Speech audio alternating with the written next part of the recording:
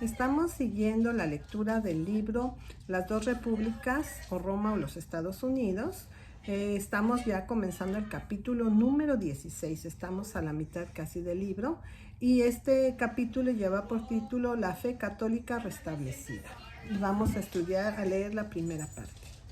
El emperador Constancio fue sucedido por Juliano, quien restauró el paganismo como la religión del emperador y del imperio, y ejerció su influencia, aunque no su poder, a favor de su restauración como religión del pueblo. Juliano se negó a tomar parte alguna en las luchas de las fiestas de la iglesia, diciendo que como no estaba tan bien familiarizado con la naturaleza de sus disputas como un juez justo e imparcial, esperaba que lo excusaran, no sea que fuera culpable de alguna injusticia. Por lo tanto, les ordenó que resolvieran sus diferencias entre ellos mismos. Con este fin emitió un edicto de tolerancia a todas las clases de cristianos y, recuperado del destierro de todos los obispos y clérigos que habían sido desterrados por Constancio, así se restauró al imperio afligido por una condición de paz y tranquilidad como no había sido durante 50 años, y debido a su negativa a permitirse a sí mismo y a su autoridad para convertirse en la herramienta de las fiestas eclesiásticas desenfrenadas e intolerantes, a esto, más que a cualquier otra cosa, se debe atribuir el epíteto rencoroso de el apóstata que desde entonces se ha adherido a su nombre. Aunque pagano era, sí había asumido como Constantino la máscara de hipócrita y había hecho en manos del partido dominante de la Iglesia. No cabe duda de que como Constantino podría haber sido un emperador ortodoxo con el título de El Grande. Dadas las circunstancias, sería casi sorprendente si Julián hubiera sido algo más de lo que fue. Su propio padre, un tío y 7 de sus primos fueron las víctimas de un asesinato instigado por el moribundo Constantino y fielmente llevado a cabo por Constancio.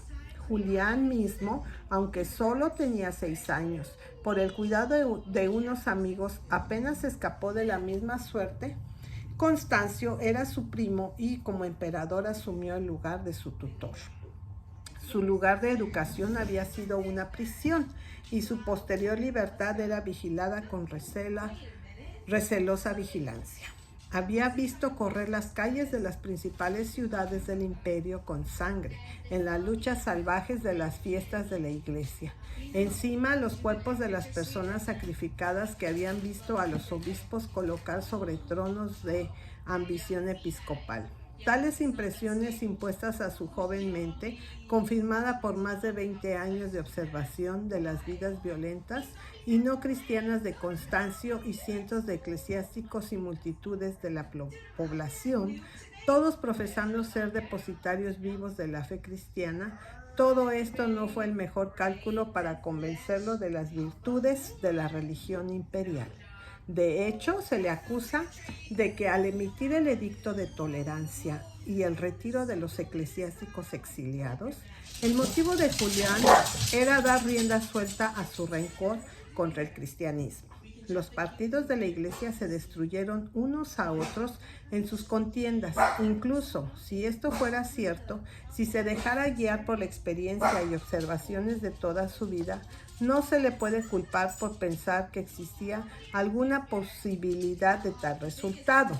Sin embargo, no se produjo tal resultado porque cuando el prospecto del favor imperial y el patrocinio y el poder se había ido, los partidos de la iglesia no tenían nada por qué luchar, porque las pasiones partidistas entre los cristianos indudablemente nunca hubieran subido a un tono tan alto si no hubiera sido por la injerencia del Estado.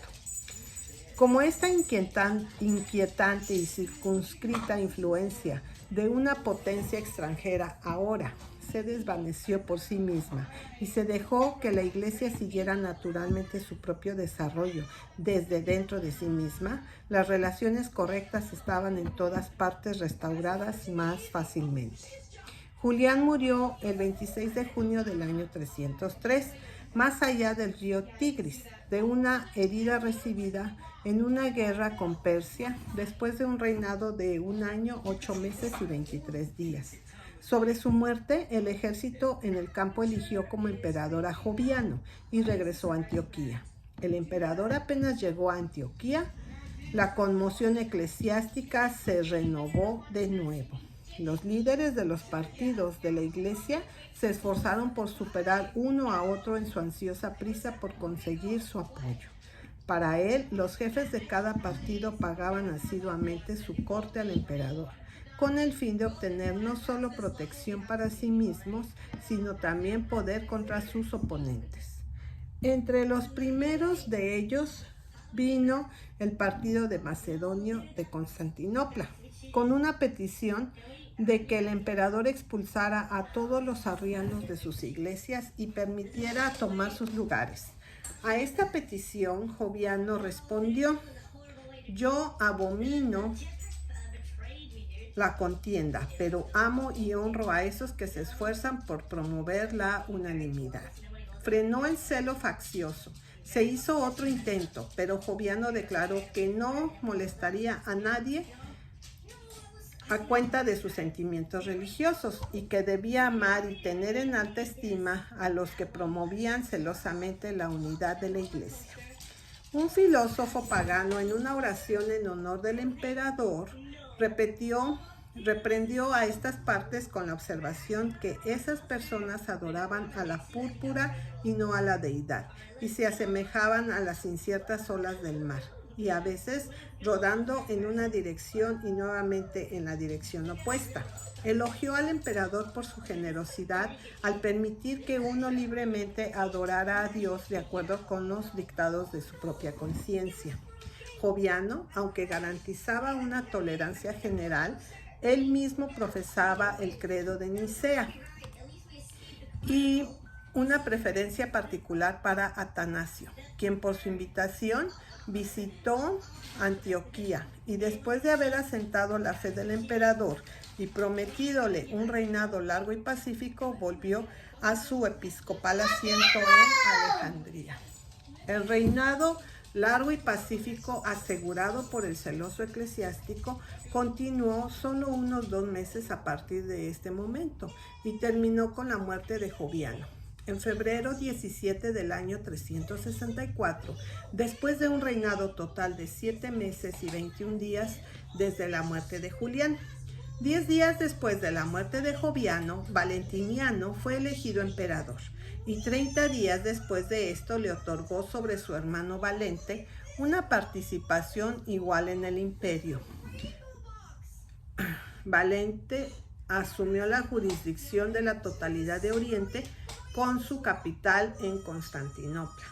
Valentiniano reteniendo el dominio de Occidente con su capital en Milán. Ambos emperadores siguieron la política tolerante de Joviano en lo que respecta al paganismo y los partidos de la iglesia, pero desataron una cruel persecución sobre la profesión de magia. La práctica de la magia se convirtió en traición y bajo las acusaciones de hechicería y brujería, un número infinito y una variedad de rencores y animosidades individuales se dejaron sueltas. Y parecía como si los horrores de los días de Tiberio y Domiciano hubieran vuelto. Roma y Antioquía fueron los 2 asientos principales de los tribunales de esta persecución, y desde las extremidades de Italia y Asia, los jóvenes y los ancianos fueron llevados encadenados a los tribunales de Roma y Antioquía.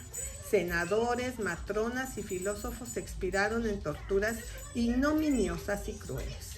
Los soldados que estaban designados para custodiar las cárceles declararon con un murmullo de lástima e indignación que su número era insuficiente para oponerse a la huida o a la resistencia de la multitud de cautivos. Las familias más ricas fueron arruinadas por multas y confiscaciones. Los ciudadanos más inocentes temblaron por su seguridad.